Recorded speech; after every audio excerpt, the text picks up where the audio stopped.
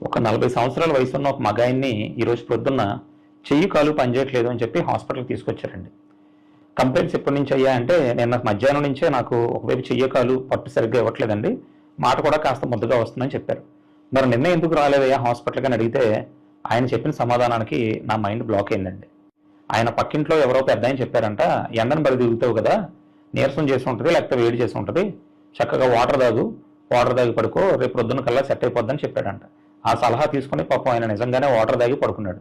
Next day ప్రొద్దున లేచి చూసినప్పటికీ ఆయనకి కంప్లీట్గా ఒకవైపు చెయ్యి కాలు చచ్చిపడిపోయింది, పట్టు రావట్లేదు, మాట కూడా తడబడుతుంది, ముద్దగా వస్తుంది అన్నమాట, సరిగ్గా పడకలేకపోతున్నాడు. వెంటనే ఆయనకి స్కాన్ చేసి చూస్తే తల లోపల ఒకవైపు కంప్లీట్గా రక్త సరఫరా తగ్గిపోయింది. దాన్నే బ్రెయిన్ స్ట్రోక్ అంటాం. యాక్చువల్గా ఈ బ్రెయిన్ స్ట్రోక్ అనేది కంప్లైంట్స్ స్టార్ట్ అయిన 4 గంటల లోపు కనుక హాస్పిటల్కి వస్తే ఆ స్ట్రోక్ లక్షణాలను కంప్లీట్గా వెనక్కి తీసుకొచ్చి కంప్లీట్గా నార్మల్గా చేసే అవకాశం ఉంటుంది. మరి స్ట్రోక్ని గుర్తించడం ఎలాగండి? సింపుల్గా కొంత నాలెడ్జ్ ఉన్నా కూడా ఈజీగా గుర్తుపెట్టుకోవచ్చు.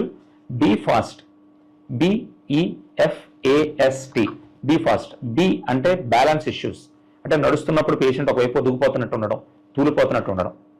ఈ అంటే ఐ, ఒక్కసారిగా విజన్ పోవడం, అంటే కంటి చూపు సడన్ గా ఇబ్బంది రావడం. ఎఫ్ అంటే ఫేషియల్ ఎసిమెట్రీ, అంటే మూతి ఇలా పక్కకి వెళ్ళిపోవడం. ఏ అంటే ఆర్మ్ వీక్నెస్, అంటే ఒకవైపు చెయ్యి కానీ కాలు కానీ సరిగ్గా మూవ్ అవ్వలేకపోవడం, పట్టు లేకపోవడం, పైకి లేపలేకపోవడం, ఇవన్నీ. ఎస్ అంటే స్పీచ్ ఇష్యూస్, అంటే మాట నంగిడిగా రావడం, నత్తిగా రావడం, ముద్దగా రావడం, ఇవన్నీ కూడా స్ట్రోక్ లక్షణాలండి. మరి టీ అంటే ఏంటి? టైం. ఈ లక్షణాలు వచ్చిన ఫస్ట్ 4 గంటల లోపు కనుక మీరు ఒక న్యూరోసర్జన్ దగ్గర కానీ ఒక న్యూరాలజిస్ట్ దగ్గర కానీ వస్తే ఒక స్కాన్ చేసి, MRI స్కాన్ అంటారు, అది చేసి ఇమీడియట్ గా కొన్ని మందులు ఇవ్వడం వల్ల మీ లక్షణాలు కంప్లీట్ గా నార్మల్ అయిపోయి స్ట్రోక్ నుంచి కంప్లీట్ గా రికవర్ అయ్యే అవకాశం ఉందండి.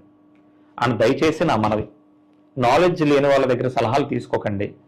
దయచేసి ఎవరో సలహాలు ఇచ్చి, మీకు తెలియని విషయాల్లో ఊరికే ఉచిత సలహాలు ఇచ్చి, పిచ్చి సలహాలు ఇచ్చి కొంతమంది జీవితాలను పాడు చేయకండి.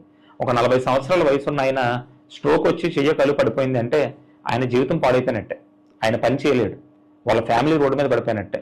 పాపం ఆయన పోషించుకుని పిల్లల్ని చదివించుకోవాల్సి రావచ్చు.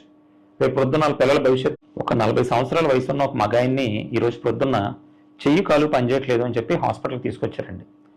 కంప్లైంట్స్ ఎప్పటి నుంచి అయ్యా అంటే నిన్న మధ్యాహ్నం నుంచే నాకు ఒకవైపు చెయ్యి కాలు పట్టు సరిగ్గా ఇవ్వట్లేదండి, మాట కూడా కాస్త ముద్దగా వస్తుందని చెప్పారు. మరి నిన్న ఎందుకు రాలేదయ్యా హాస్పిటల్కి అని అడిగితే ఆయన చెప్పిన సమాధానానికి నా మైండ్ బ్లాక్ అయిందండి.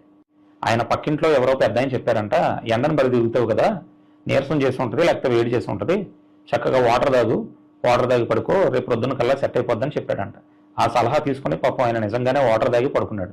నెక్స్ట్ డే ప్రొద్దున లేచి చూసినప్పటికీ ఆయనకి కంప్లీట్గా